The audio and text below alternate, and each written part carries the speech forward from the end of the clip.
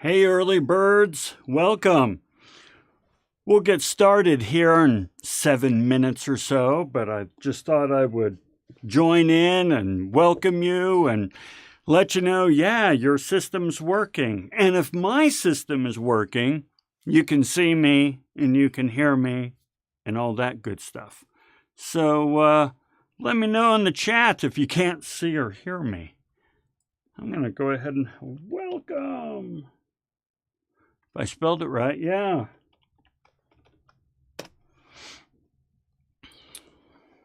Be starting in just a few minutes. You know, I normally have this little intro animation and music and sound that I use at the beginning, right, to just let folks know that they've come and arrived and are looking good. But as I mentioned to you earlier, I'm changing the look and feel of my live streams, which means what you get right now, this isn't what you're going to have the entire semester. I'm evolving, I'm changing it, I'm growing, I'm developing it. Nothing is ever done. Everything's a work in progress, including the way I lecture and so forth. So yeah, it'll be kind of fun to watch this evolve.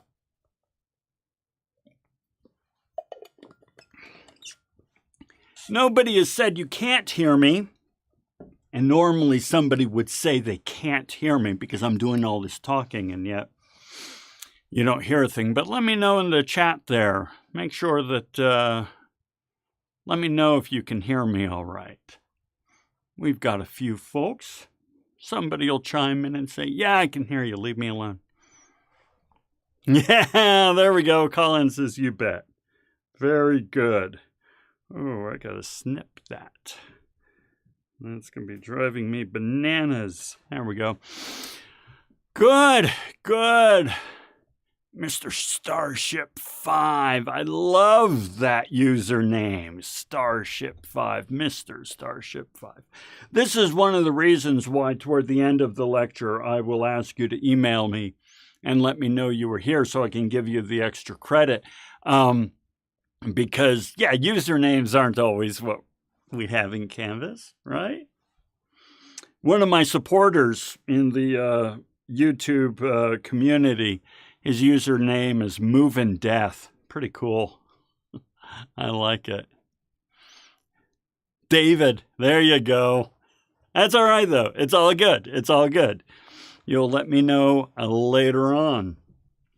Hope you had a nice 3-day weekend. That was...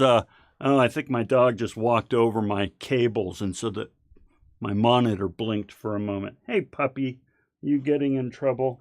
Yes, you are. You're getting in trouble. Here, come say hi. Oh. Yeah, come say hi to the good people. Yeah, okay. There you go. Hope you had a good 3-day weekend. My wife and I, we did. We finished putting away all of our Christmas stuff. Everything except the nutcrackers.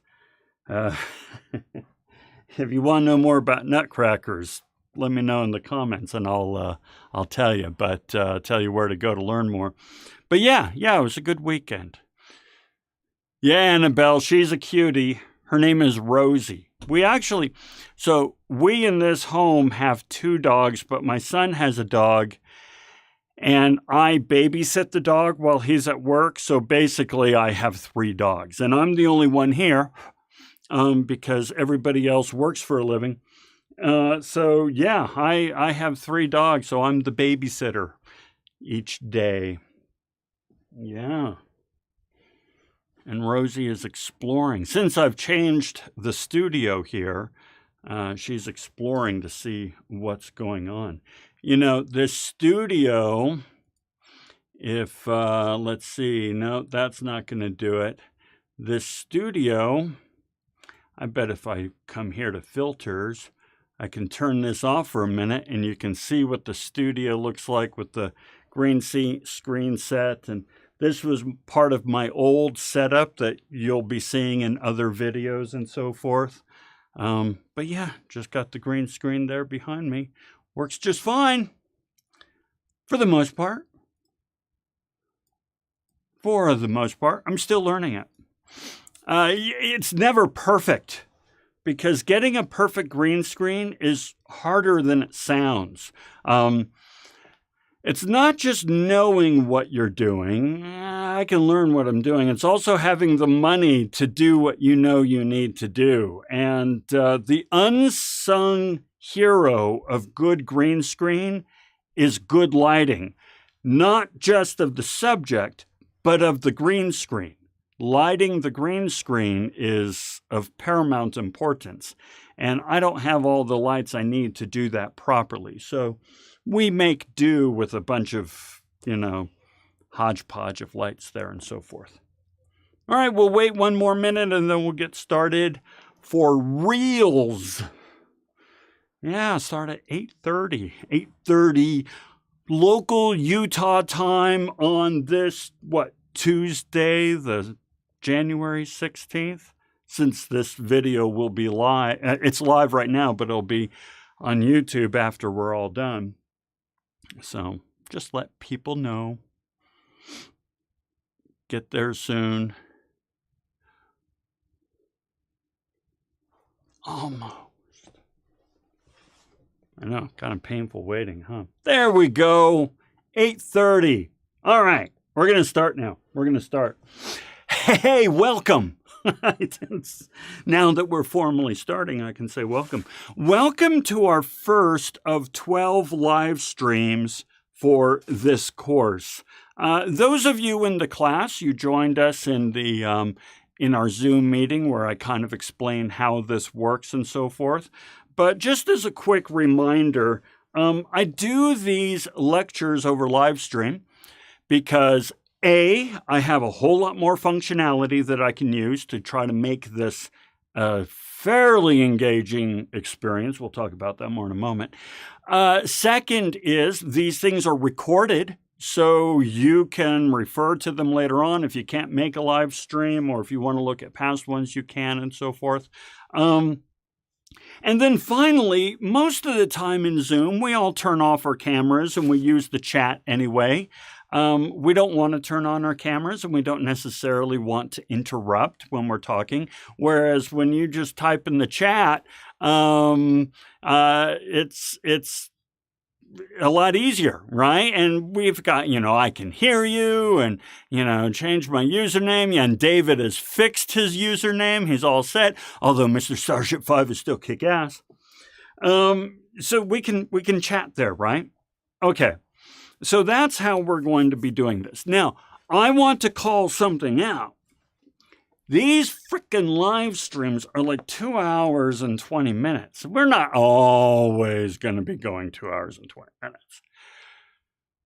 But that's what they're scheduled for. That's kind of, and sometimes are going to take the whole 220, and other times will be over in an hour and 45 minutes and we'll be good. That's a long time to be online and to be watching a stream and so forth. So here's a few tips and tricks, all right? First of all, you are all going to be multitasking. I get it. You're going to be multitasking. I invite you to watch my video on how to multitask like a badass. Go to Nutshell Brainery. I also have a link to it in the rules or etiquette live stream. If you go to the syllabus, look at live stream process or etiquette or something, go down there, you'll see a video on how to multitask like a badass. You want to do that.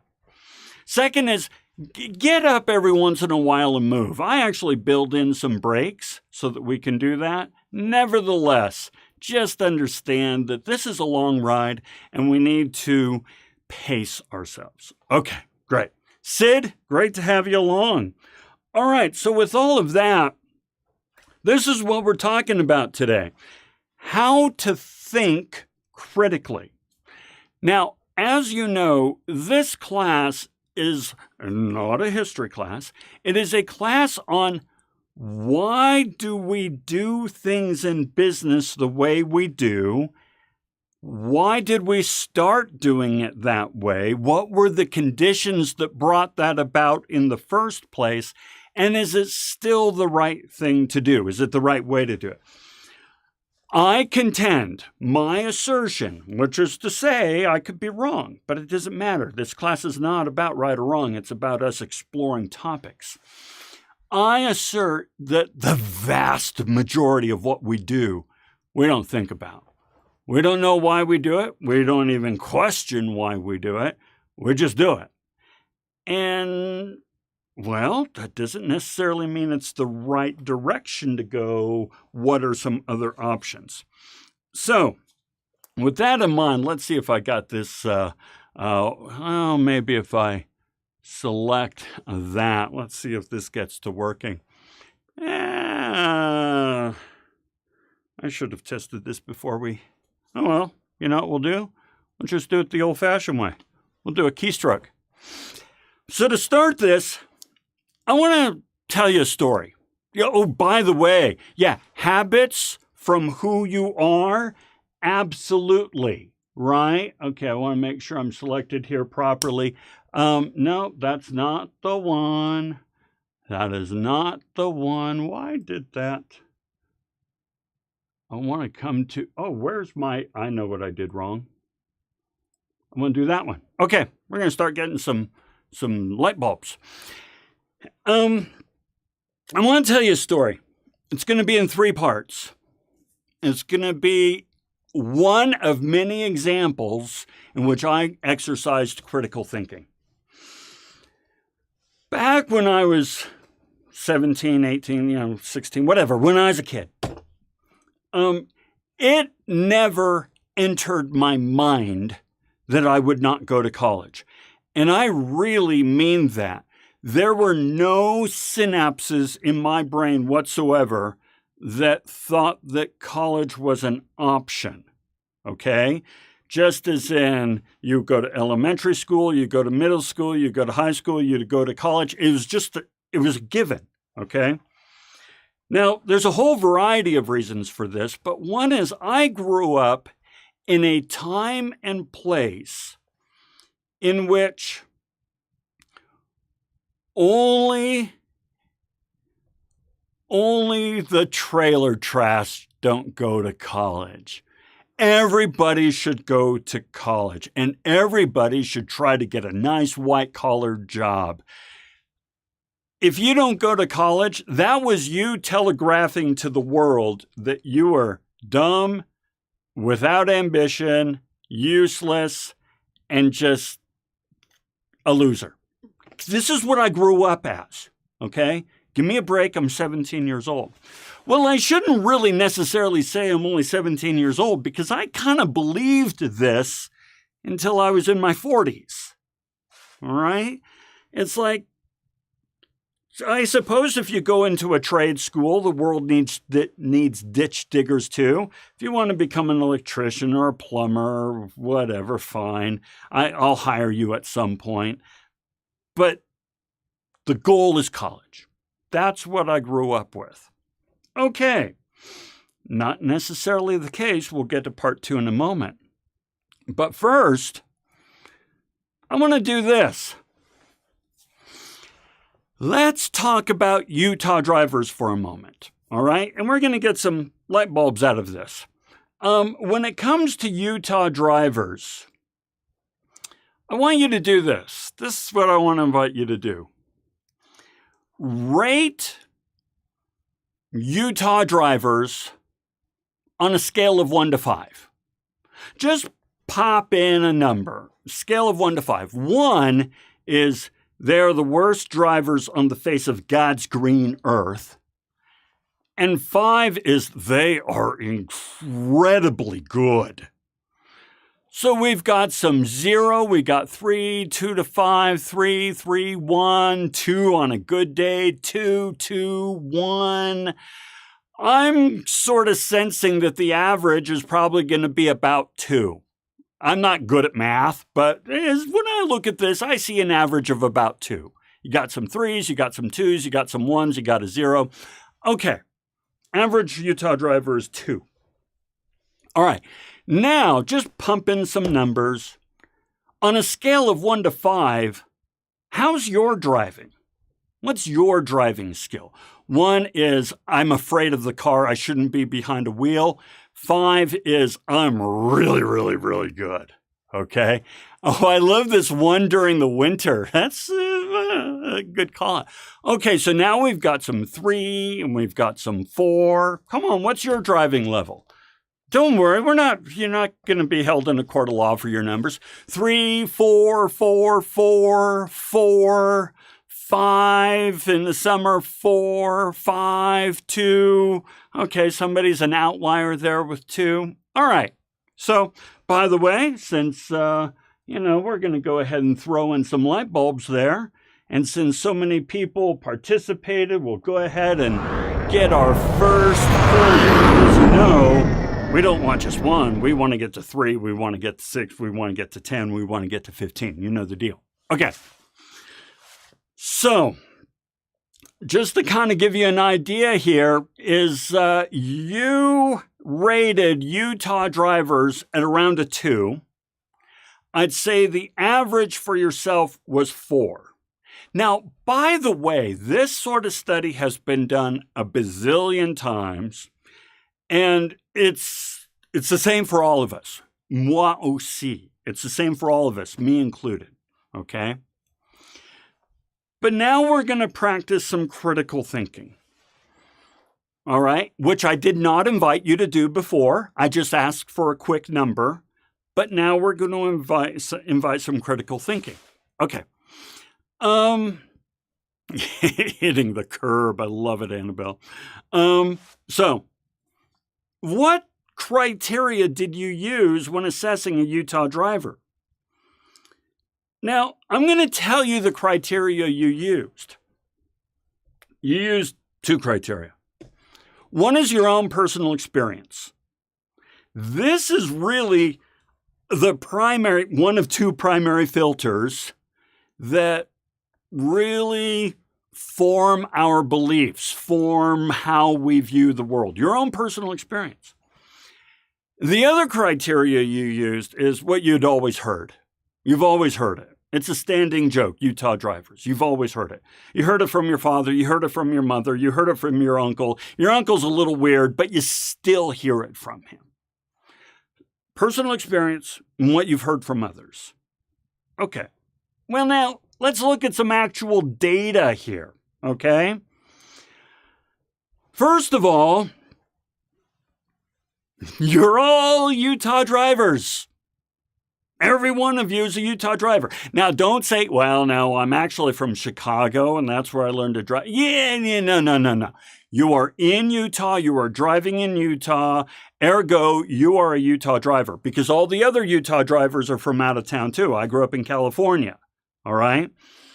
You are all Utah drivers. And just think about this for a moment. Each one of you looks at yourself and says, I'm a 4.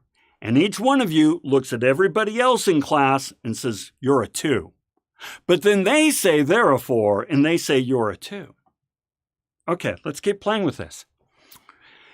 Hey, your average age right now? Okay, now David says California is not much better.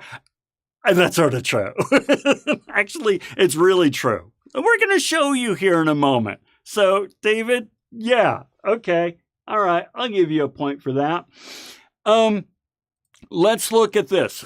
Your average age is 23. I know, I don't know exactly, but demographically, the average age of a slick student is 23, which means you've been driving for 7 years. The average age of a Utah driver is 40, which means they've been driving for 24 years. So you've been driving for 7, and you feel that you're almost twice as good as somebody who's been driving for 24. Now, again, we didn't talk about these criteria. We're doing critical thinking. It's kind of like, can you honestly say that? Well, let's look at some more criteria.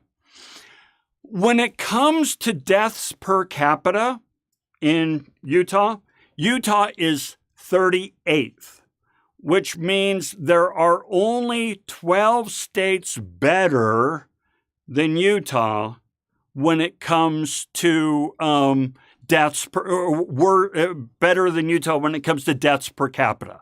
Okay, so we actually are pretty darn safe. We're pretty darn safe. Yeah, Colin, you're at 22. Average BAM, right? Hey, drunk driving. Utah is the best state in the union for drunk driving. So first of all, we're fairly safe. Drunk driving, we're the best. When it comes to speeding, we have a little issue with speeding. We like to speed somewhat. I will plead guilty to this. I speed. However, we're not in the top 5. All right. And when you look around and so forth, you see that Utah tends to be a little fast, but we're nowhere near dangerous as can be said in other states. Road rage. So David, to your point, we're not even in the top 10 when it comes to road rage. And trust me, as somebody who learned to drive in California, which is the worst state in the union for road rage by a huge margin, you don't know what road rage is. You might think you've seen it on TikTok, but you don't know what it is. There's no road rage in Utah. You'll get the occasional, oh, you cut me off, honk. Okay, that's it. Now, here's what we're trying to do with this. Metacognition, critical thinking, in part, is thinking about how we think.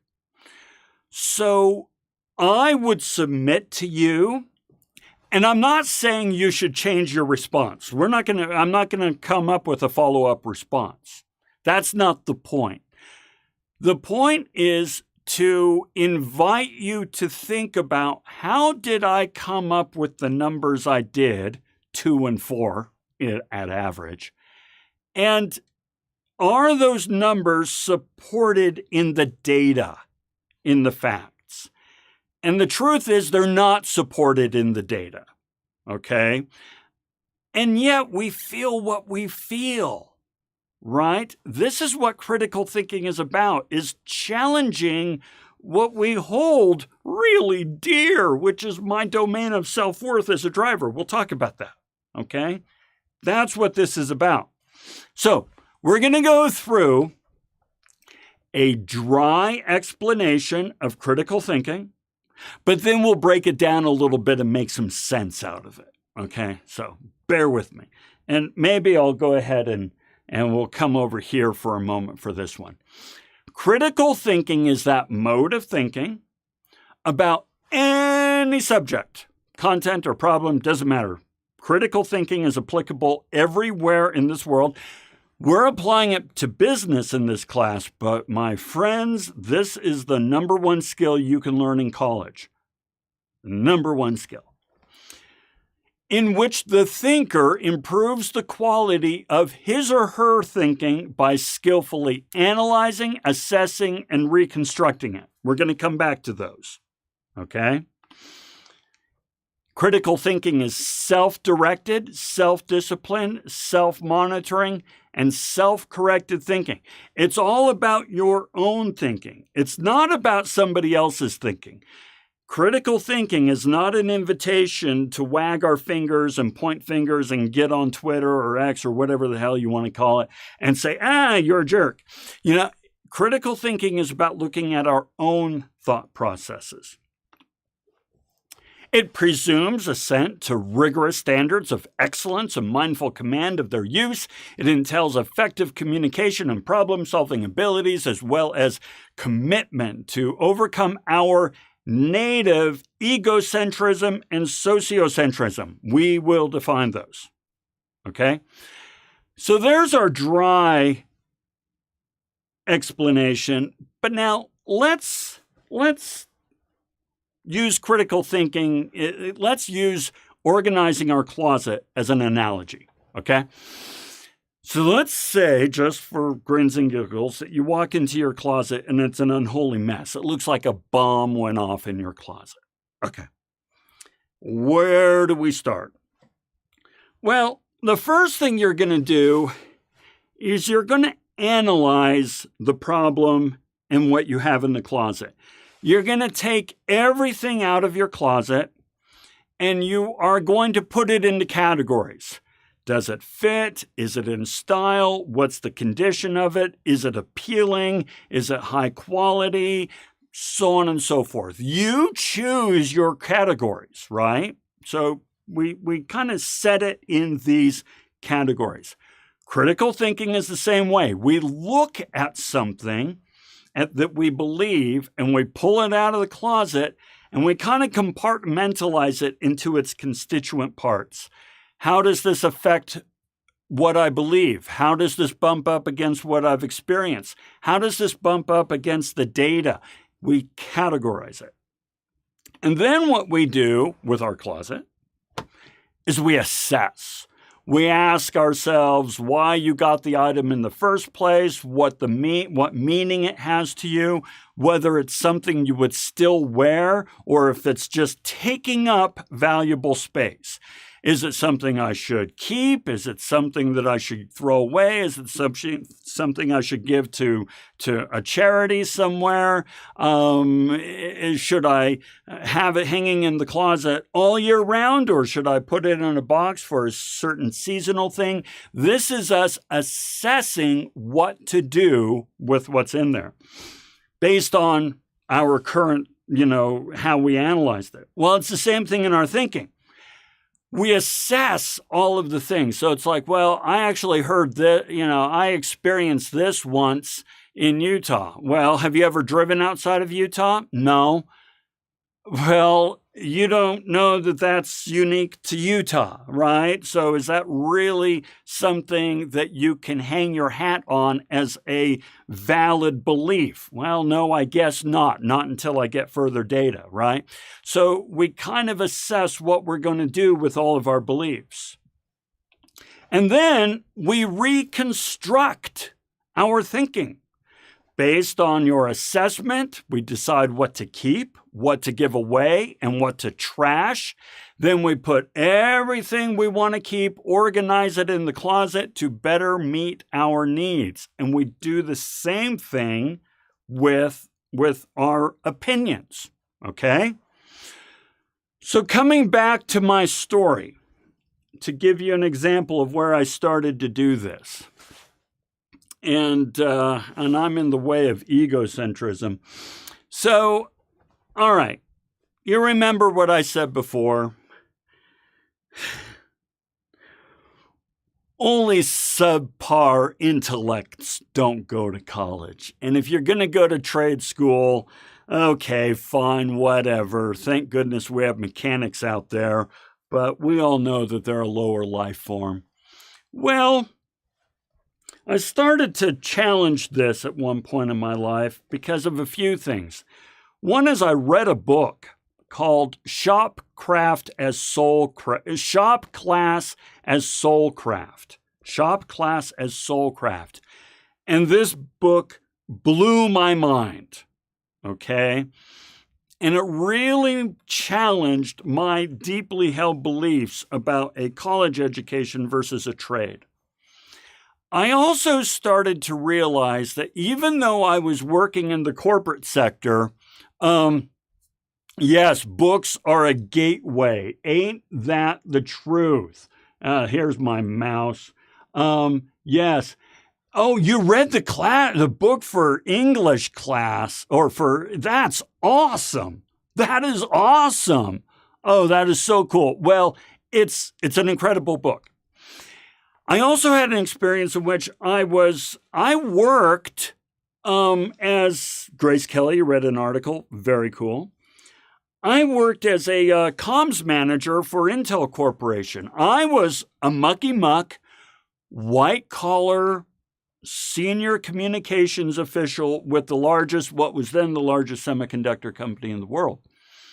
And I kind of had this realization that a laborer remember, lower life form, they actually build amazing things. They build hospitals, they build office buildings, they build homes, and then truck drivers move freight and they keep the economy flowing. Without truck drivers and trains and so forth, there would be no economy. These people are indispensable.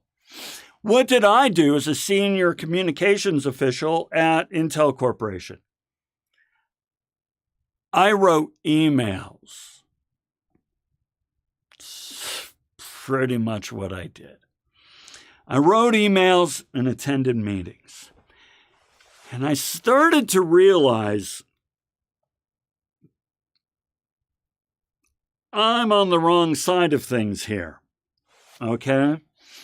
Now, it challenged my egocentrism and sociocentrism. Let's play with this for a moment because we all experience it. We all experience this. Egocentrism is, I don't want to let go of this belief because I get a lot of self-confidence and a sense of self-worth out of this belief. And I was kind of like, I have a bachelor's, I have a master's, I have a PhD, I have a certification in HR. I'm the bomb. And this is my sense of self-worth, right? And I'm smart and I'm educated and I know a ton about a ton of things. I'm important. And when you start to realize, yeah, Lon, but you struggle to change a light bulb.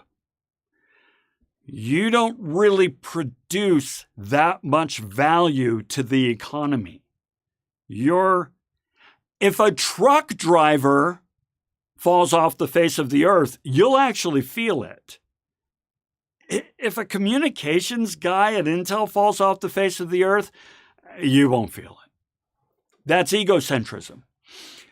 Then there's sociocentrism. Sociocentrism says, don't let go of this idea you have, this belief you have, because if you do, it will challenge your place in your community. It's really important that all of us feel a sense of community, that we belong, right? A third party look at my life. Oh, that would be something. Yeah, it would be. Oh, we need to come back to that.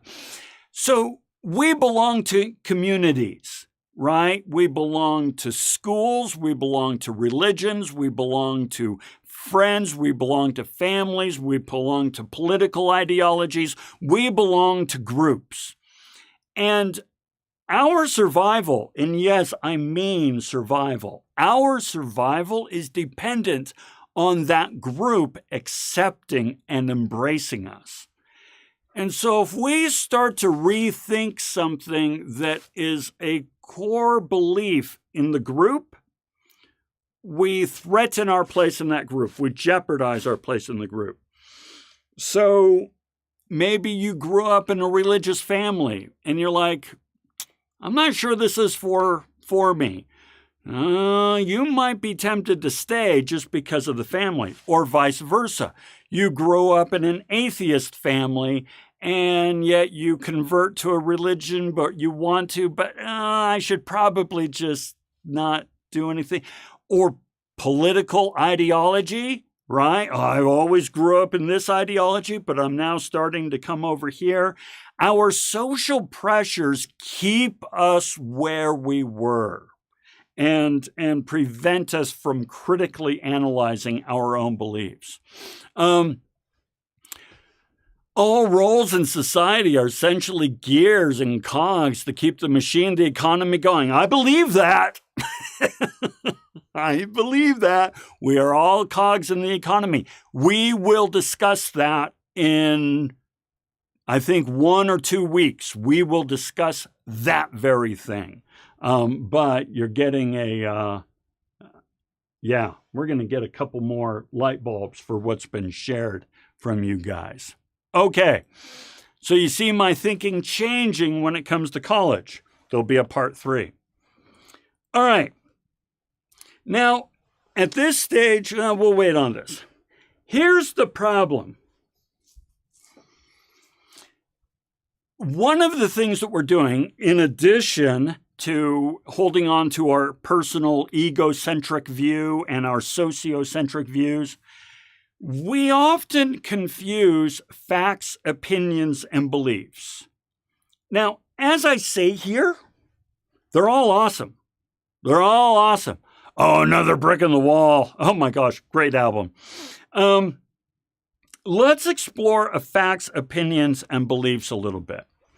Now, first, let's explore it in context of thinking errors. And I think I'll go ahead and get out of the way for this one. Now I'm really in the way. That's all right. I'll talk us through these. When it comes to thinking errors, there we go. There are two vectors. One is the reality, and the other is our perception of the reality. Now, both reality and perception are important. This is not dissing anything, right? And I will show you in a moment how we all bounce back and forth from reality and our perception. By the way, Colin says, I went to church as a kid and stopped around since my family didn't join me. Yeah, sociocentric pressure. Oh my gosh, what a great example. Yeah. Okay, so let's look at these thinking errors. All right, the first one is if something is true and we perceive it as true, then there's no thinking error. We accept the truth. So the reality is it's true, and we perceive it as true. Okay, great. Let's see, getting the notification 35 minutes after it started. Oh, I'm sorry. Don't worry. You're here, though. It's cool. All right, next thing is, what if it's true, but we reject the truth? Something is true in reality, but we perceive it as untrue. This is a type 1 thinking error. Now, we're going to look at examples, but then we'll look at counters to the examples. By the way, don't think for a minute this is simple. Well, more about that in a moment. Then sometimes something is false, and we accept the falsehood, right? We reject it, right? And the other times it's we see something as false, and we accept the falsehood as a truth. All right, let's look at some real examples. Okay, so let's come here. Earning a college degree increases your earning potential. This is a truth, okay? Studies have been done many times to demonstrate that as a whole, you increase your earning potential by getting a college degree, okay? Now, you're like, of course I accept that truth. Why do you think I'm here? Okay. But now check this out. Earning a college degree increases your earning potential. Somebody could say, baloney. What about Mark Zuckerberg, Steve Jobs, Jim Carrey, and Bill Gates? Now, just for those of you playing at home, none of those people have a college degree. So that is a fact that counters the assertion. Let me be clear. It is a fact that earning a college degree increases your earning potential. But it is also a fact that 4 or 5 of the richest people do not have a college degree. Therefore, one could feel justified in rejecting the fact. Now, critical thinking says, well, now hold on a moment. You're right. Mark Zuckerberg, Steve Jobs, and Bill Gates, for example, don't have college degrees, but they went to college. They didn't just go to college. They went to the best colleges in the nation. So true, they do not have a degree. But that does not mean they did not gain valuable skills that you get by going to university. The degree doesn't matter. What matters is the skills you have. And Mark Zuckerberg, Steve Jobs, and Bill Gates, they all got a ton of skills at college, and then before they got the degree, they pieced out. The degree is meaningless. By the way, and David says, I went to a doctor, dentist, and scientist to have degrees, but I think degrees are more supplementary than necessary in most professions. Yes. And then we have survivorship bias. So let's talk about that. And we're getting a couple more light bulbs there. So degrees get you the interview. That's all a degree does. It gets you the interview. Your skills allow you to be successful in the job. Now, if you're going to go off and start your own business, like Mark Zuckerberg, Steve Jobs, Bill Gates, do you need an interview? No. But you need the skills. Okay, let's continue on. We're going to come back to these things. This is great. Now, we also have, you've seen the signs that say, follow my 12-step plan and you can earn $2,000 in a week. Signs on the road, written in crayon, on cardboard. Really credible. Well, some people say, great, where do I sign up? No, you don't say that. I'm not buying it. These are examples. Colin says, my second last semester is slick, believes a 4-year. Also, very rare to be successful, those guys as well. So we're going to talk about that. That's my number 3 in my story, in my college story. So Colin, good call out. We'll talk about that. Okay. Now, all of these things mean that what we're doing is we are confusing facts, opinions, and beliefs. So let's define these, okay? A fact. Now, guys, facts, opinions, beliefs are all awesome. One is not better than the other. So let's be clear. A fact is something which has been observed, measured, and proven to be true by means of the scientific method. We can measure it and replicate it over and over and over. It is a fact. Okay? The Earth orbits around the sun. It's a fact. It can be observed, measured, and quantified and proven by means of the scientific method over and over and over. The Earth revolves around the sun. Okay, that's a fact. Now, an opinion, on the other hand, is a subjective statement we hold about something based on how we perceive and interpret the facts. See, now here's the thing.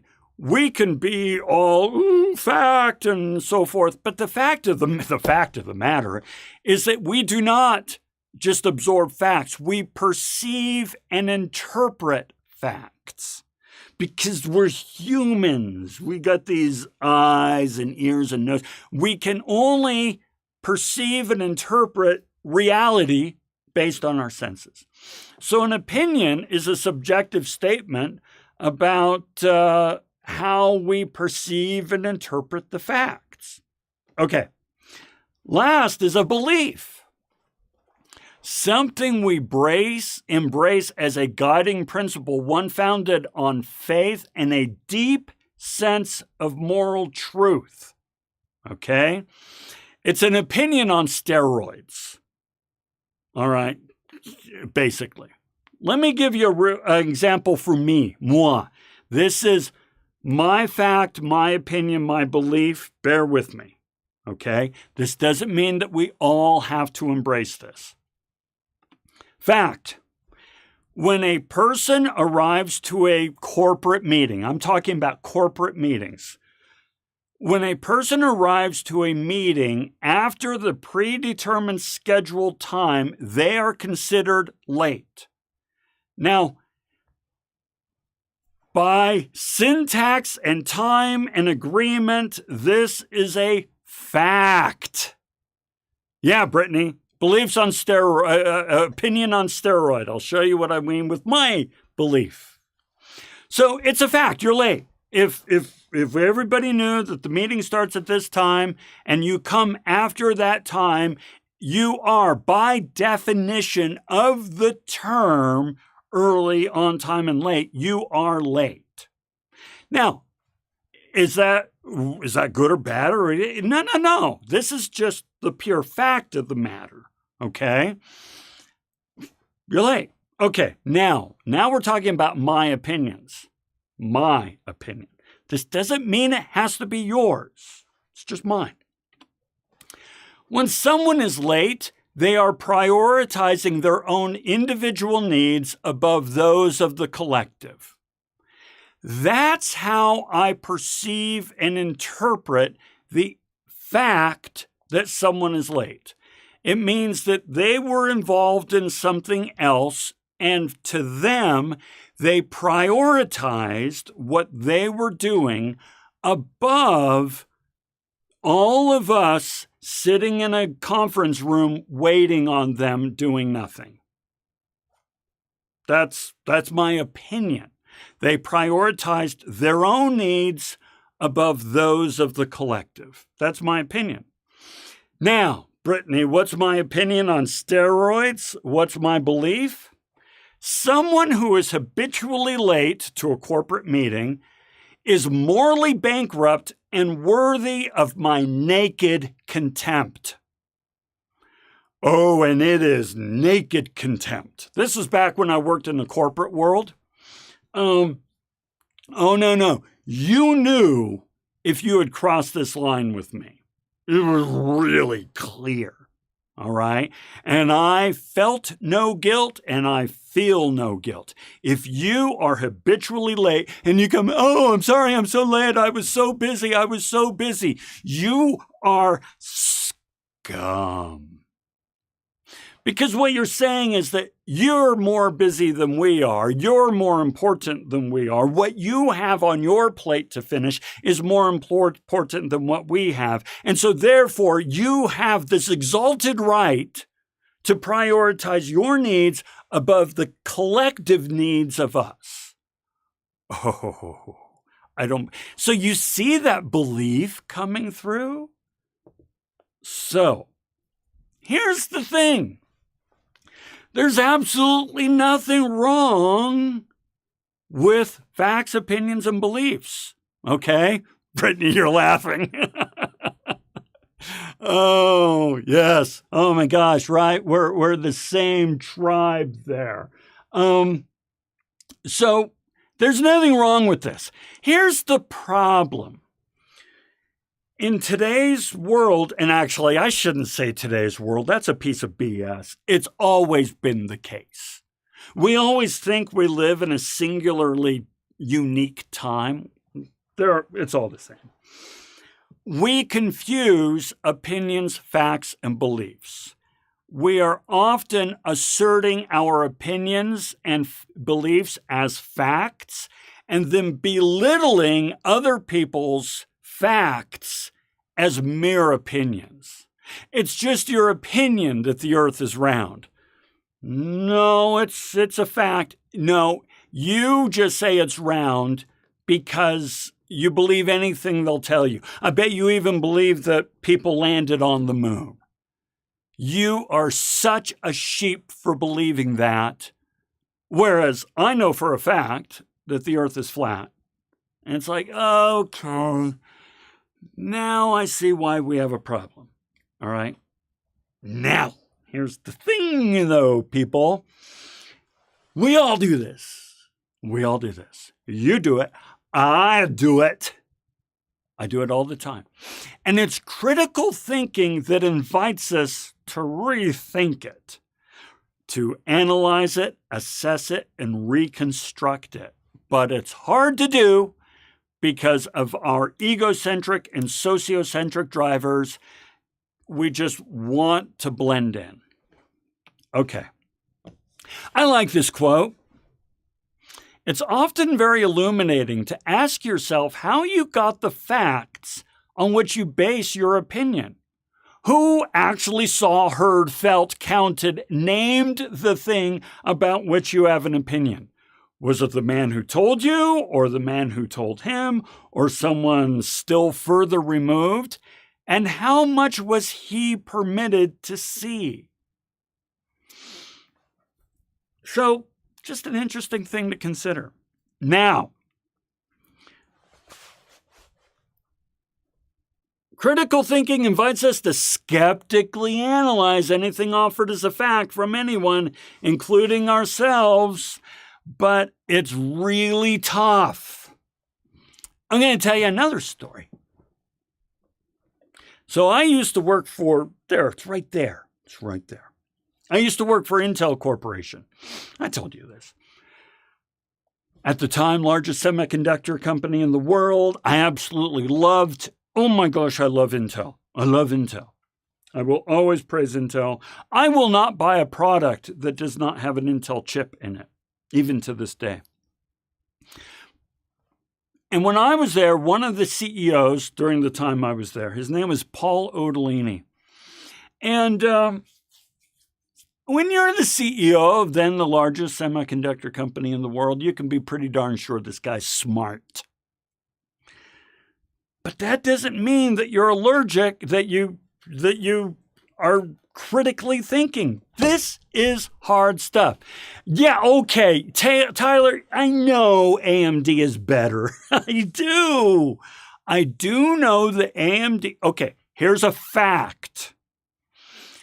AMD, especially when it comes to its graphic processors, is a superior chipset to that of Intel most of the time. Not always, but most of the time. They do a little leapfrogging now and again.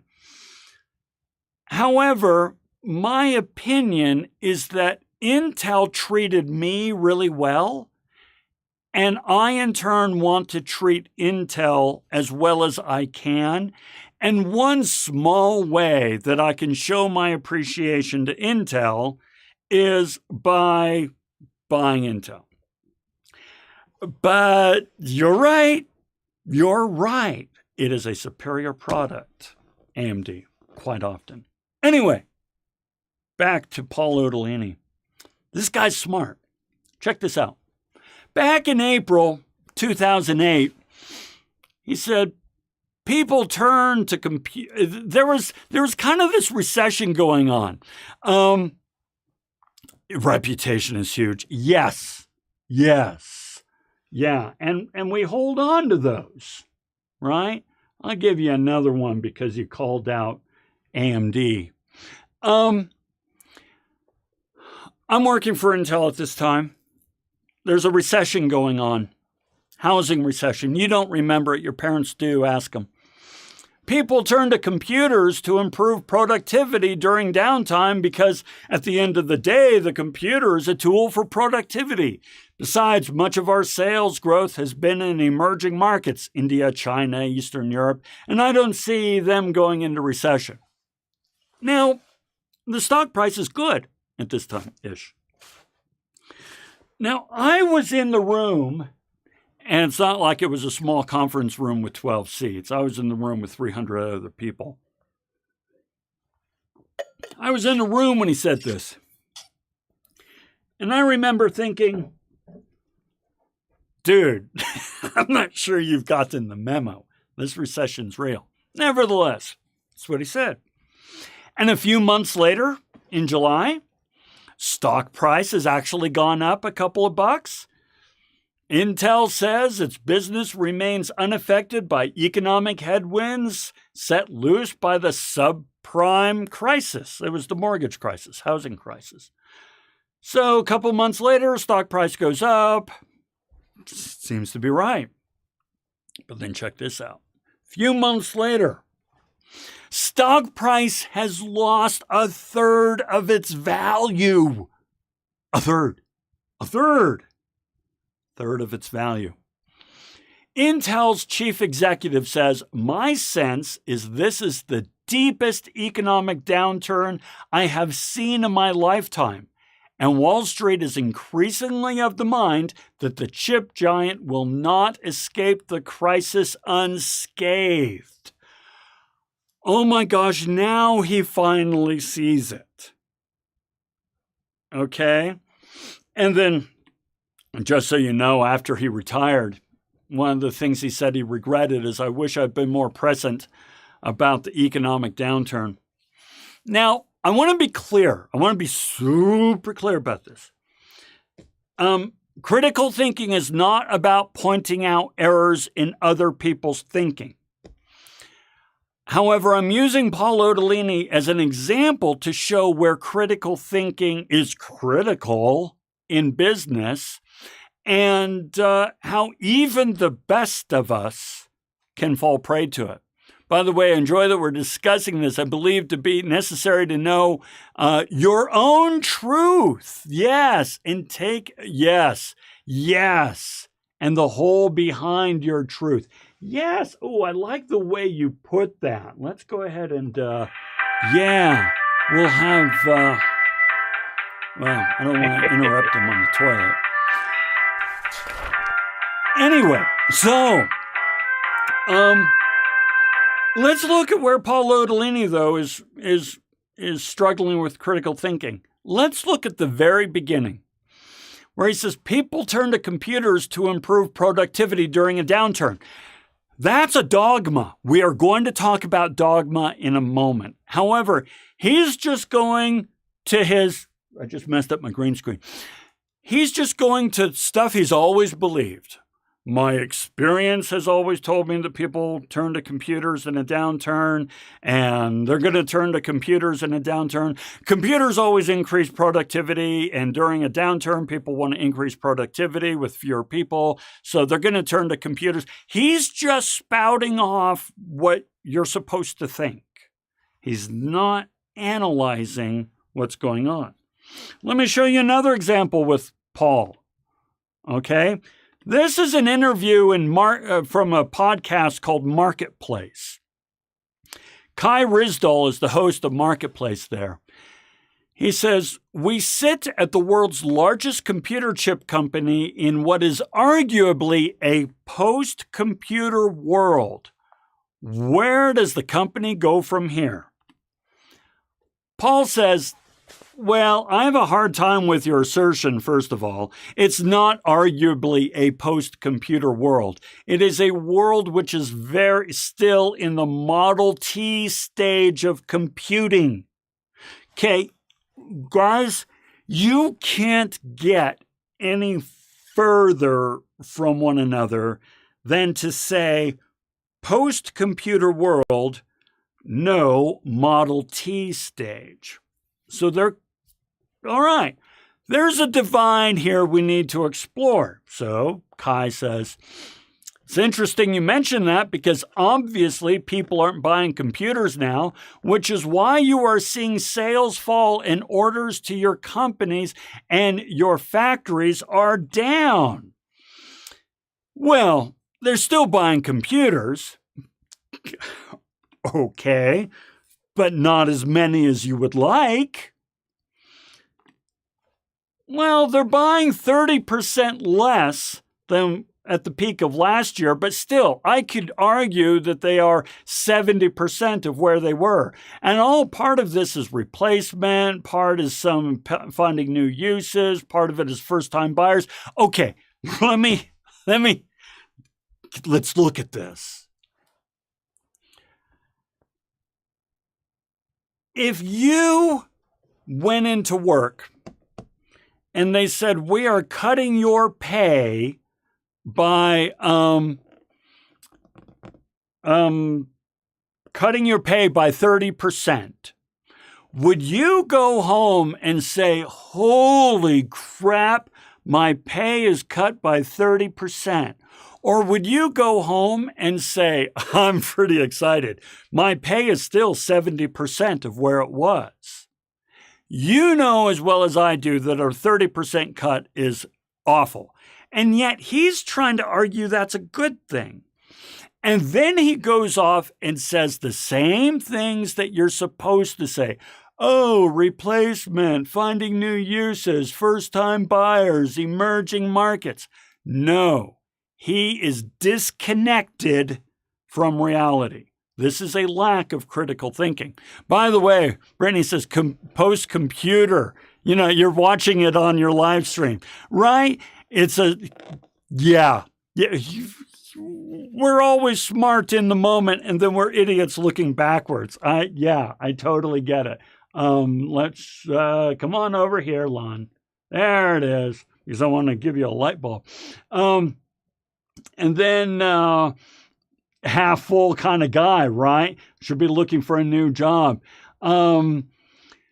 Last semester, I bought myself an iPad and recently discovered I can use it as a second monitor. Yes, new uses, right? That is a great example. And then we got an agreement there.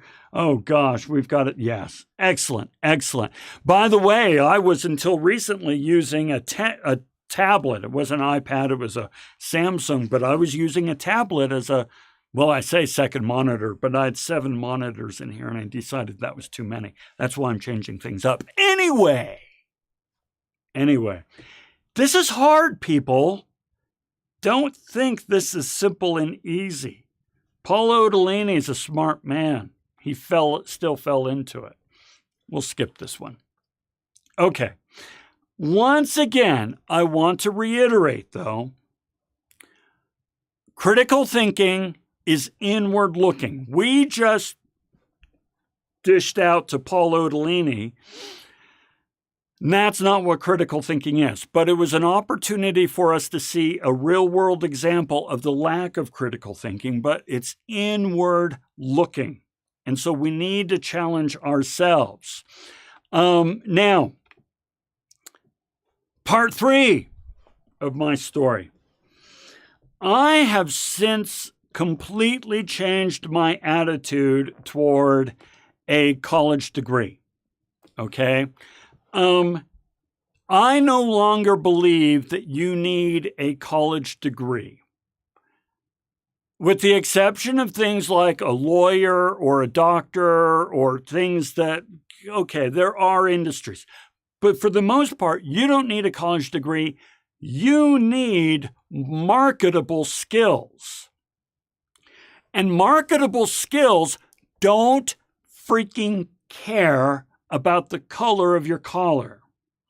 You need marketable skills, which means skills that the market is willing to pay you for. My wife, okay, I have bachelor's, master's, PhD, and a high-level certification. A lot of stuff. Now, my wife has a master's, a bachelor's, and a master's. However, the role in which she earns money, her job just required an associate's and a certification. She works in X-ray, okay, up at the U of U hospital. So when it comes to earning money, she's only using a 2-year degree and then like a 3-year certification, resident, clinicals and all that sort of stuff. Okay. Her base pay and my base pay are pretty darn close. Pretty darn close. Because in this world right now, medical, there is a huge market need for medical.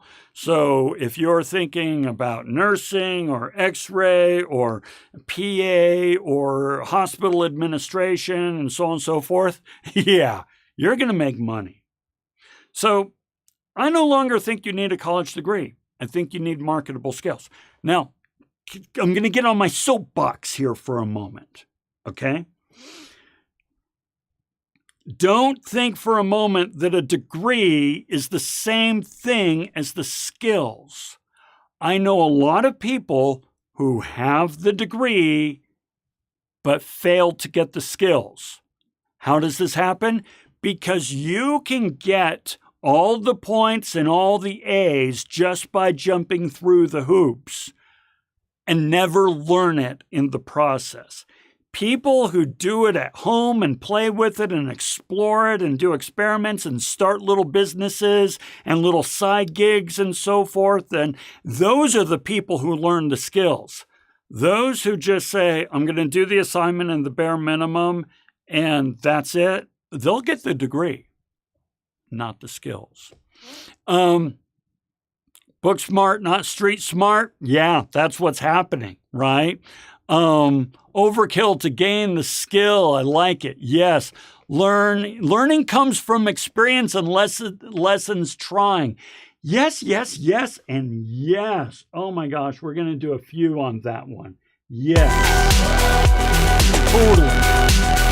So I really want you to think about it. Okay. Now let's take a moment. We're going to talk about Dogma next. Oh, by the way, and then we'll talk about Dogma. Later on, do yourself a favor. Practice some self-care and Google this TED Talk on being wrong.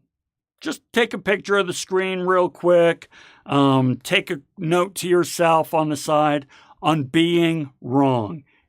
It is a great TED Talk. Okay. Now, here's what we want to do. We need to take a break. We've been talking now for an hour. It's time for a break. So I'm going to pull up, this one. Yeah, we're going to talk juggling for a moment.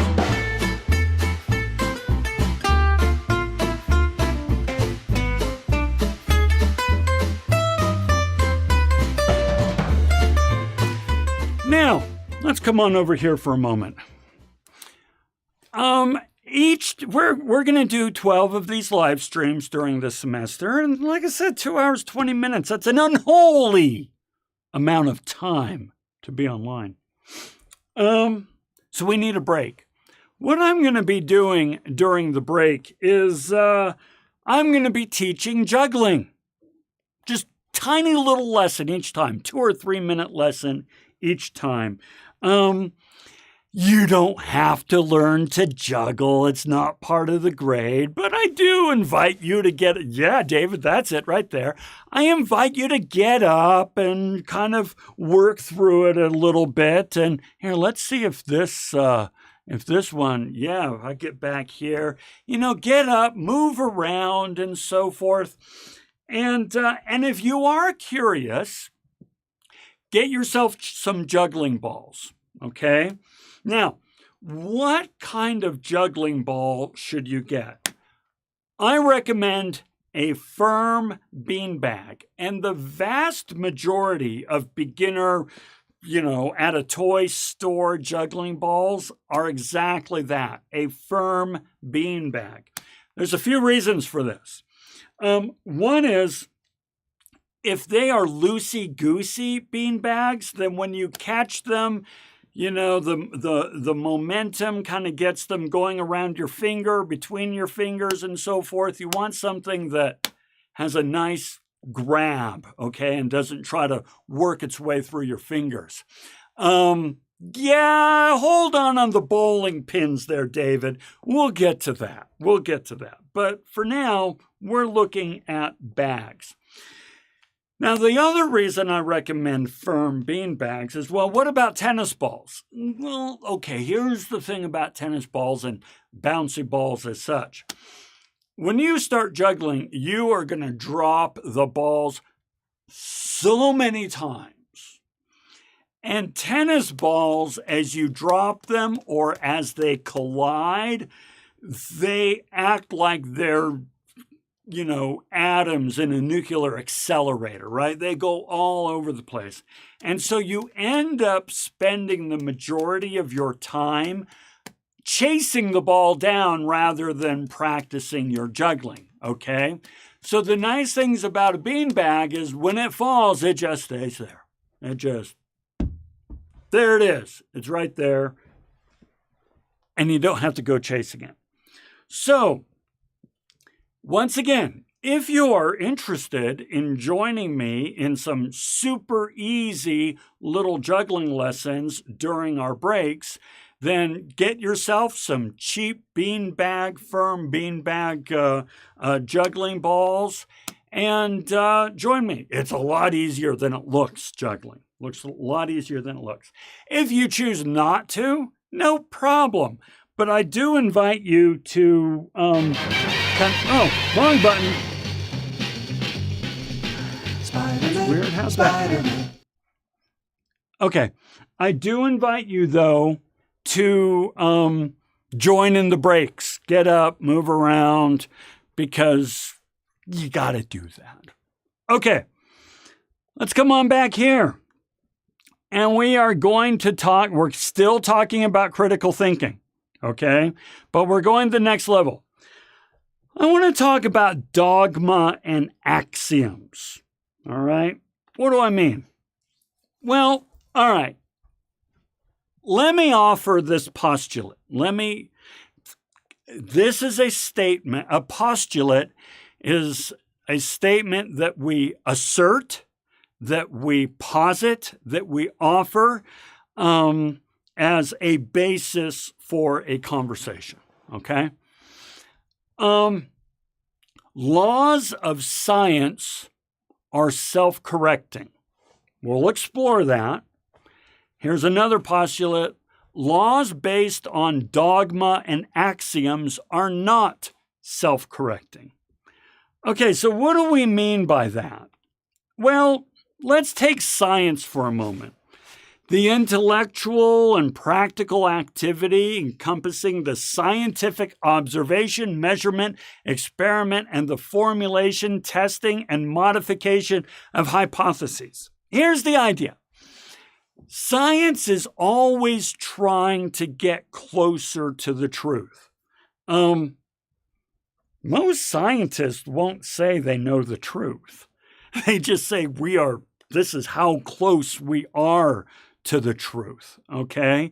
And so they are constantly devising hypotheses and experiments and then replicating these experiments and measuring the outcome and comparing them with other studies to get closer and closer to the truth. Now, every once in a while, they come up with something they feel is pretty darn close to the truth. And then they discover something else and they have to correct what they already taught. Therefore, it's self-correcting.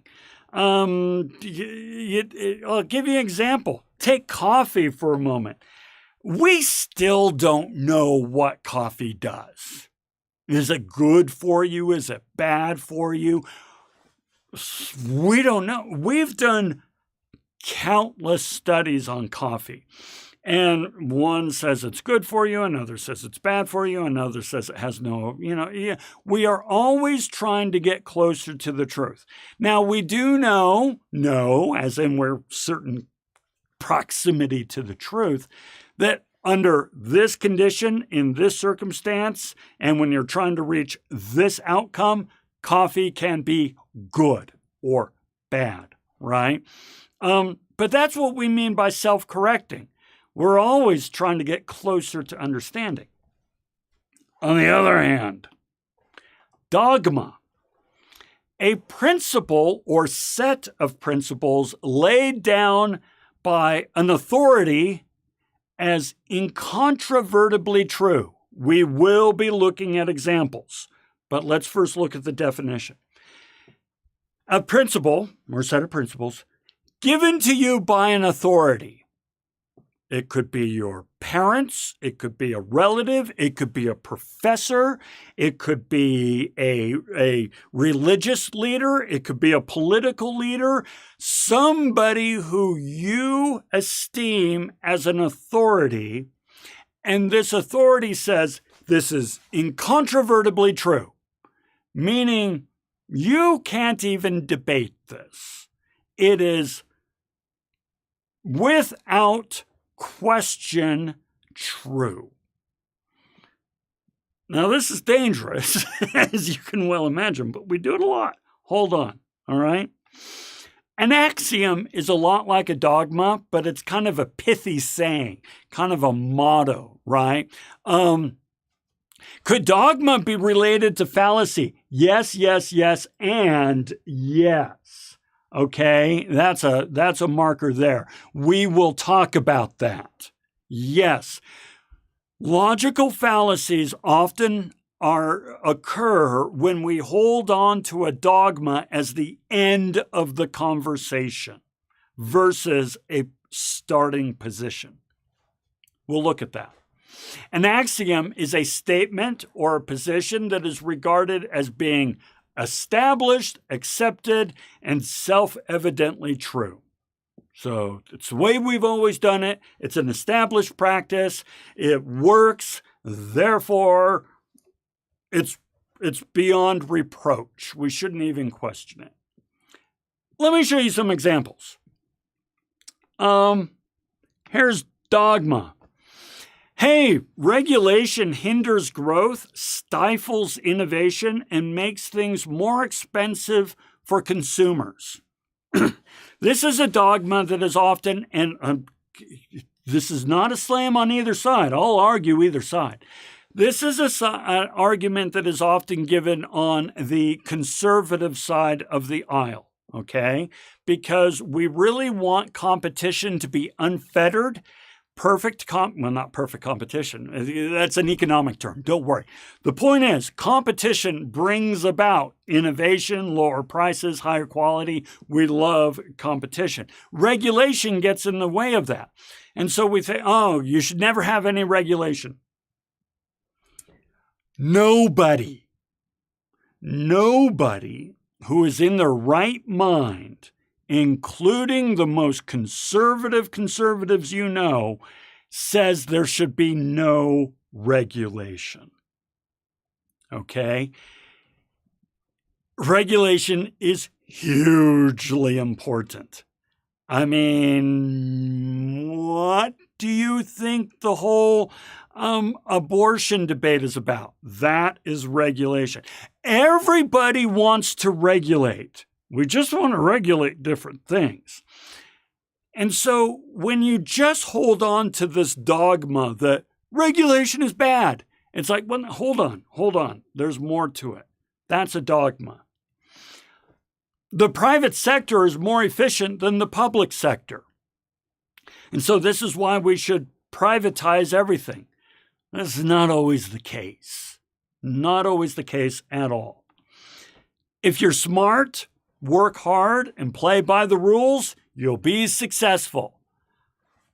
Oh, if only that were true. There are so many factors that go into being successful. Smart, hard work, and play by the rules. Not only are they just a few of the factors, they may not even be relevant factors in some instances. So that's a dogma. Has anybody ever studied if innovation is better under competitive versus collaborative think tank? That would be so cool. Now, here's the thing. Oh my gosh, you're gonna get me all excited, Brittany. Here's the thing about innovation. Innovation happens when there are constraints. You do not need to be innovative or creative when you have infinite resources and infinite opportunity. Innovation happens when there is a constraint stopping you from delivering something you want to. So you figure out how to get around that. Regulations are constraints. Okay? If you think for a moment that Elon Musk and Tesla happened just out of the blue, no, it's because California 20 years ago, 10, 15 years ago, put in regulations saying that by this time in 2 decades, 50% of new car sales have to be electric. That was a regulation, that was a constraint. And where there are constraints, there is innovation that says, I can do that. And so all of a sudden we see electric cars all over the place now. And it's all because of regulation. By the way, and we could talk about the same thing on the solar panels on homes that you see all over the place. Okay? Solve problems. Innovation comes under the heading of needing to solve problems. Yes, and problems are created by constraints. Yes. Let's see. I'm going to say no because they're either not provable or good. Now that gets into the whole thing, and this is a good debate, so I'm giving you guys some points there. This all comes down to what is a good innovation versus bad. We'll cover that later, but you're thinking the right way. You're thinking the right way. Okay. Here's some axioms. You've probably heard these axioms before. Follow your passion and you'll never work a day of your life. You've heard that. Not only is that not true, it's almost the opposite. If you follow your passion, you will work every moment of your life because it's your passion. Now you might say, yes, but because it's your passion, you'll enjoy the work. Let me tell you, as a almost 60-year-old man who loves his work, I love my work. Work is work. Work is work. That's why they call it work. All right? So even if you're enjoying it, it's still flipping work. Yeah, Christina. Yeah, you're driven to do it. I like to think you can perceive right now that I'm enjoying myself. I like what I do. This is still work. So, yeah, that's an axiom. You can be anything you want. All you have to do is set your mind to it. No, you cannot. You can't be anything you want. Yeah. But, okay, so we'll come back to that. It would be called playtime. Holy hell, yes. And then check this out. We've got our last 15. Fantastic. Oh, we didn't get the other thing working. Oh, well, I'll get the other thing working later on. Yes. Oh, gosh. It would be called playtime. You're right. I convert that. My passion can allow me to work 10 to 15 hours a day. But when money is involved, okay, less joy. Brittany, oh my gosh. There's actually psychological studies that have demonstrated that the moment you start earning money on your hobby or your passion, it then becomes less enjoyable. And if you don't believe psychological studies, believe Billie Eilish, whose one of her lyrics says, "Things that I used to enjoy now just keep me employed. One day I'll be bored of this." Okay? And you don't doubt Billie Eilish. Also, another credible source is Taylor Swift. Okay, let's keep going here. All men are created equal. Validating Brittany. Okay, I want to point something out that Brittany just said. No idea about that study. That is so validating. Folks, you are smarter from your life experience and your background than you give yourself credit for. Embrace your intelligence, but then critically analyze it. Okay, all men are created equal. So, first of all, there's never been a better case of irony in the world than to say all men are created equal, because what's missing from that? At the very least, women are missing from this statement. But then we just say, oh no, men just kind of means, the human condition. And it's like, yeah, no, that's not what you meant when you wrote it. Okay? But then even if we do say all human beings are created equal, they are not. They are not. We all are unique snowflakes. And I've got news for you. If you're going to assert that an individual is a unique snowflake, you cannot assert that they're all equal, because they're different.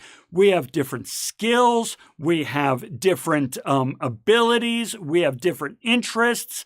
Some of us are tall. Some of us are short. Some of us are strong. Some of us are fat and svelte and dexterous and so forth. Some of us are really good at focusing. Others of us want to look at everything all at once. We are all very, very, very different.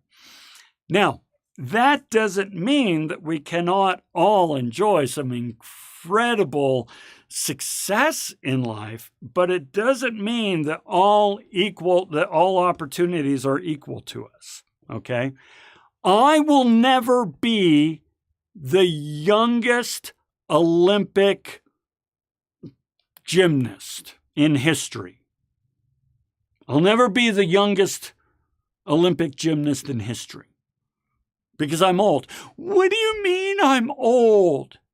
You're just telling me that I can't do something I really want to do. It even gets more sensible than that, but you see what I mean. Buy land. They're not making it anymore. Yeah. Oh, you can lose your shirt buying land. Everybody has the right to a livable wage. Now, I want to be clear. I want everybody in the world to have a livable wage. I want it. Okay. But there's a few things in this axiom. Miss after the juggling. Oh, well, yeah, could be. Let's talk about livable wage for a moment. First of all, this statement is rattled off as though it's something profound. People put it on the site. Everyone has a right to a livable wage. What do you want? Livable wage. When do we want it? Now. Okay, great. But let's break this statement down. What is a right? Now, we're going to talk about this in a future lecture,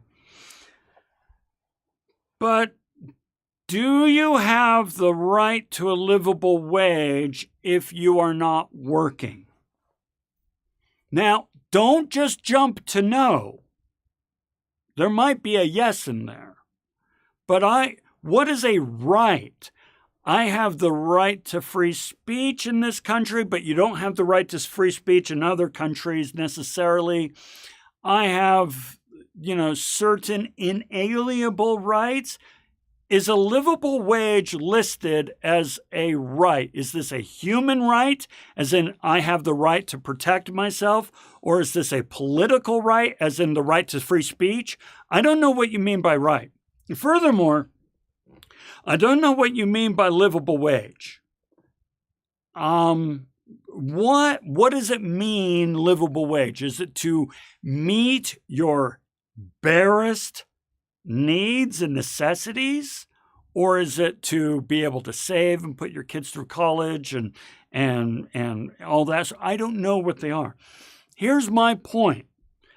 I actually really want everybody to have a livable wage, even though I don't know the answers to those questions. Critical thinking says don't just take an axiom at face value, question it, okay?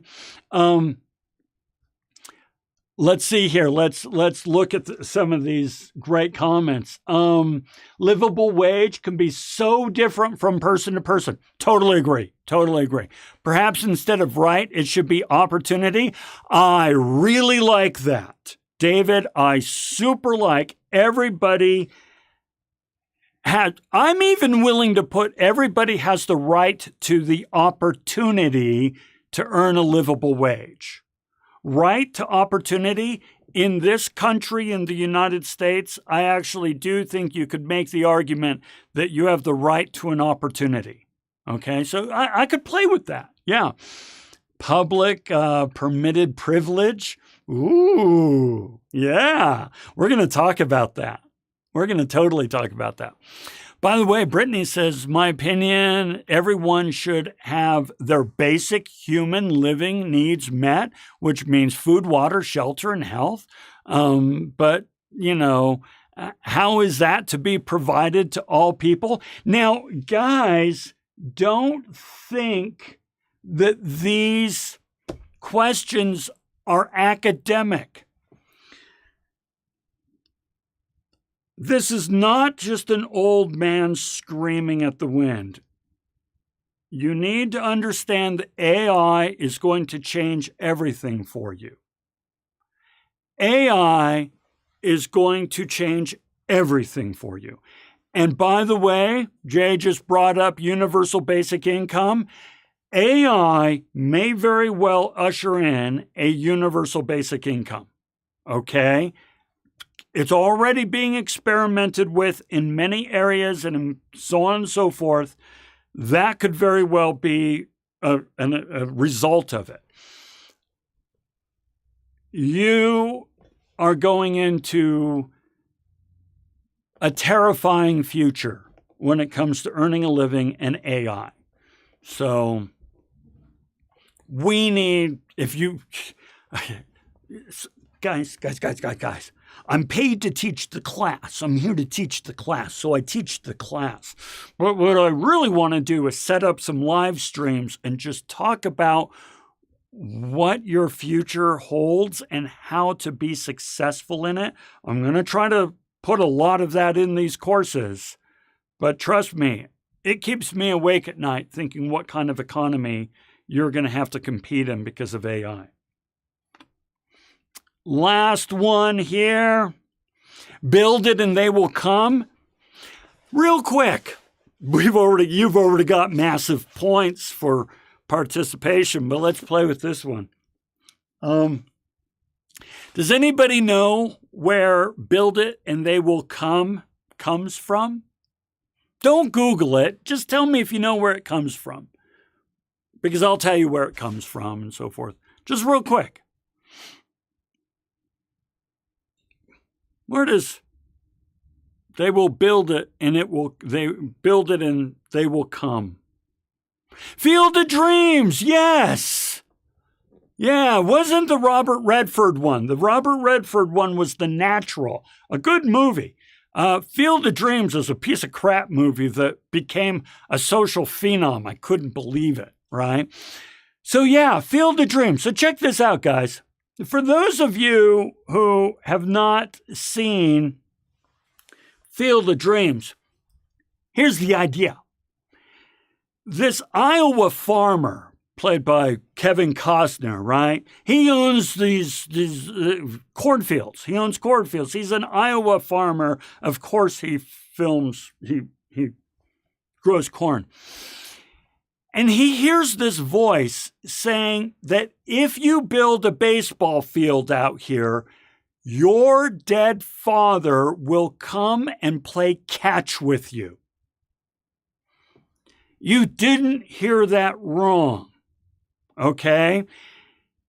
If you plow all your corn under and build a baseball diamond, your dead father will come back and you can play catch with your dead father. And there he is, played by Ray Liotta. And they're going to play catch. Guys, Ray Liotta isn't the one who played his father, it was the next guy, but I'm going to move on. Here's my point. They build stadiums and skyscrapers and parks and coliseums, and in the boardroom they're saying, build it and they will come. And it's all based on this hokey movie so this guy could play catch with the ghost of his dead father. There's no science behind it, but it's an axiom.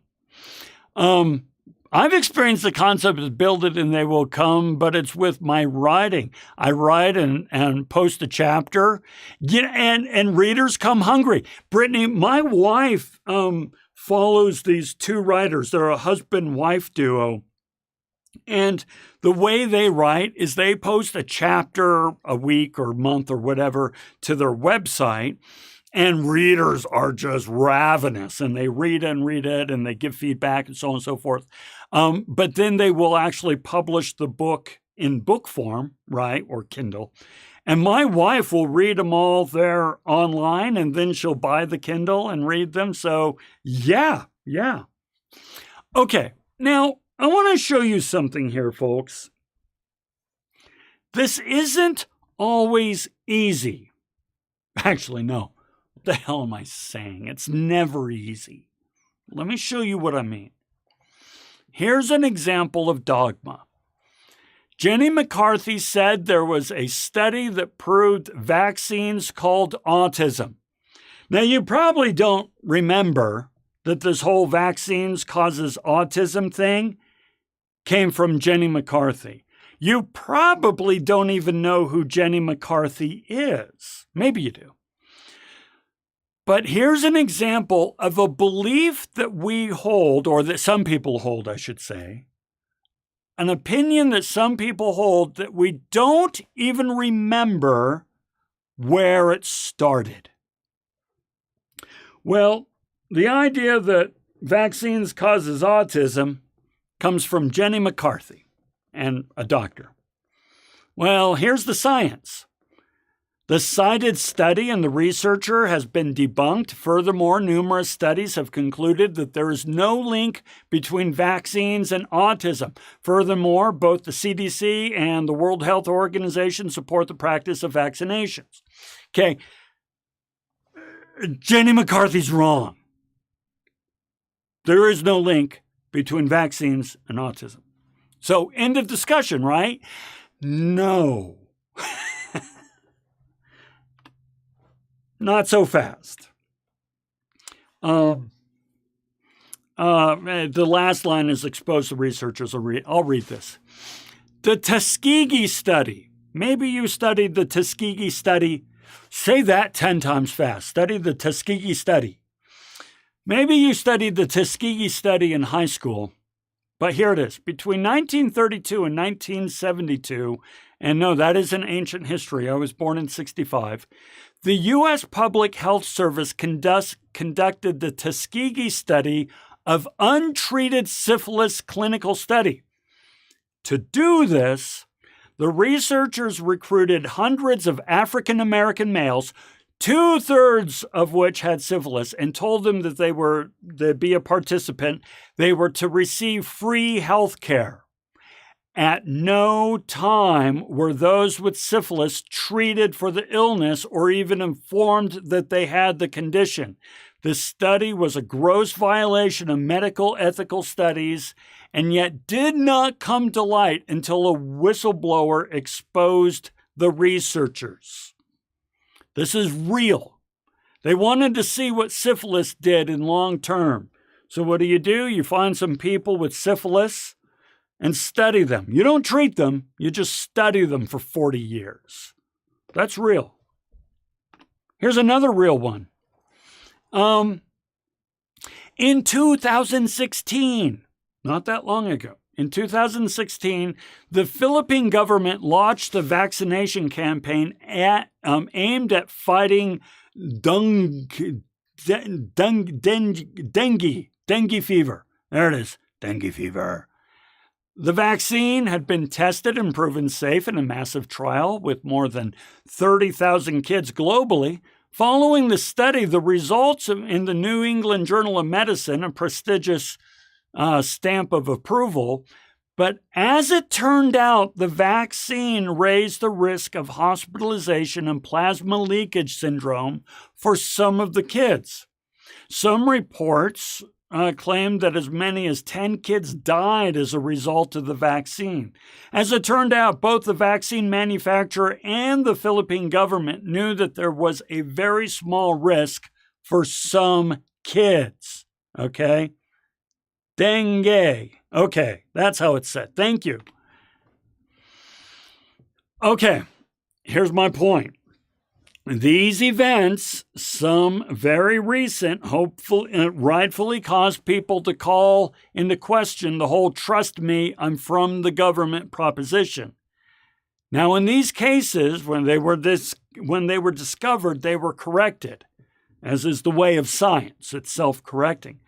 However, some can be forgiven for once bitten, twice shy. It created deep distrust of vaccines. So, while I want to say, get vaccinated, get vaccinated, get vaccinated, it's safe, it's effective, it's all good.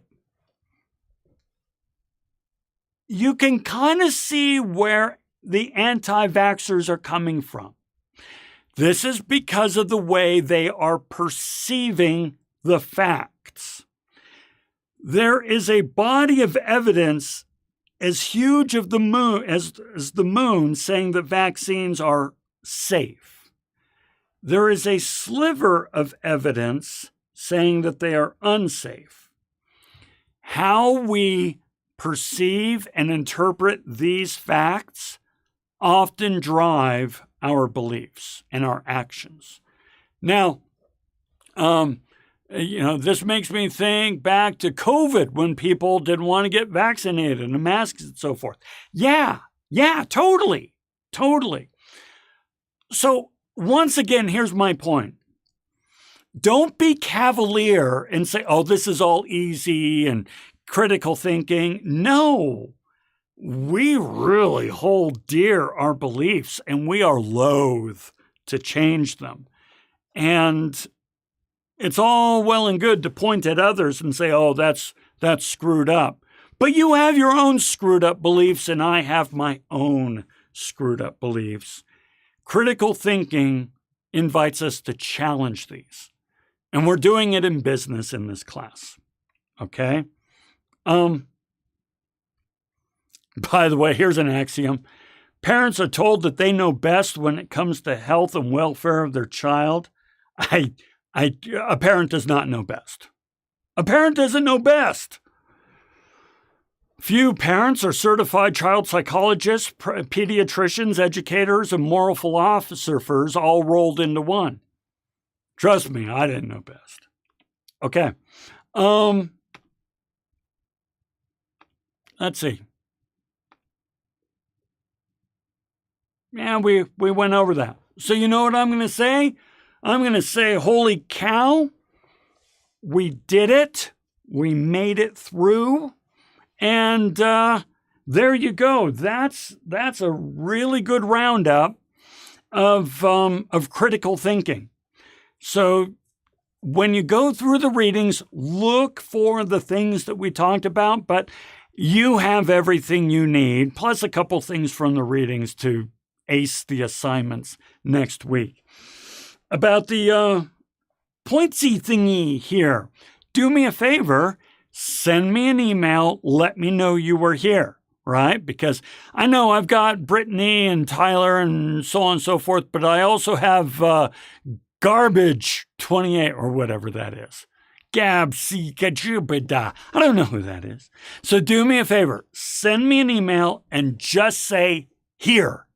You don't need to, fancy it up with fancy words or anything like that.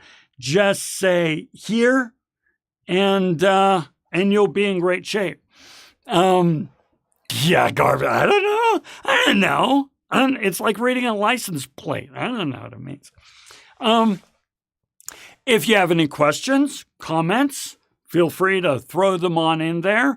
If you want to talk about anything individually and want to set up a Zoom meeting, let me know and I'll send you the information. Of course, you also have that in your welcome packet. There's a link in there in which you can schedule some time with me. It's real easy and you can do it super right away.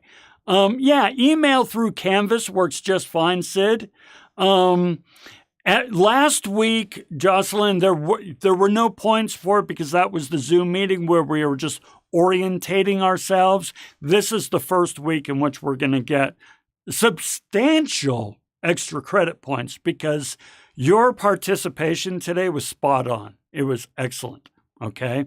So yeah, you're in a great place. Never heard a professor call a student garbage before. It's written right there, garbage 20. I don't know. Hey, but one of my favorite bands is called Garbage. So, you don't know what it means. You don't know. You don't know that garbage isn't a compliment. Don't yuck my yum. Okay. We're all done. Take off. Have a great rest of the week.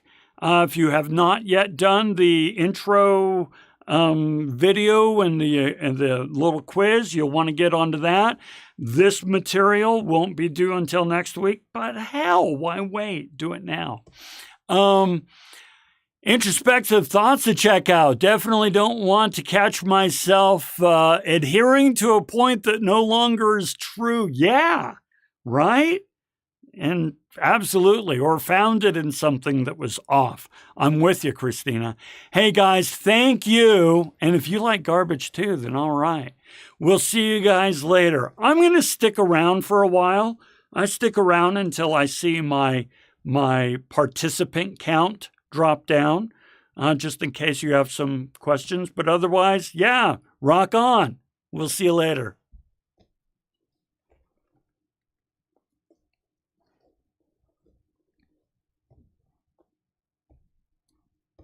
We'll see you, Tyler. Have a good one, Colin.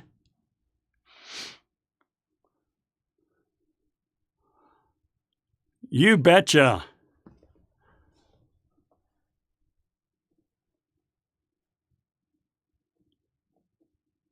Yeah, oh yeah, Jay, I'll tell you, AI and universal basic income, it's the future. Maybe I'll set up a live stream and we can talk about that. So, Jay, real quick, so Elon Musk, I'm not a fan, but there's no discounting his insights. He talked about universal basic income and AI and so forth. We're actually going to talk about it in a lecture, but it's here in about 7 weeks or so that we cover that one.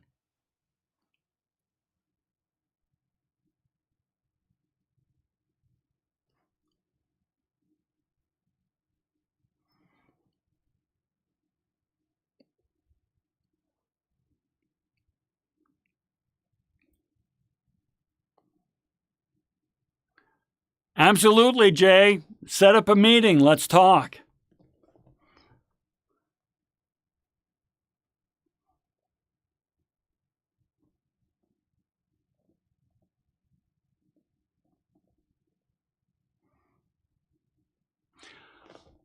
All right. Looks like we're all set. So I'm going to go ahead and end the stream, and we will see you guys later. Have a good one.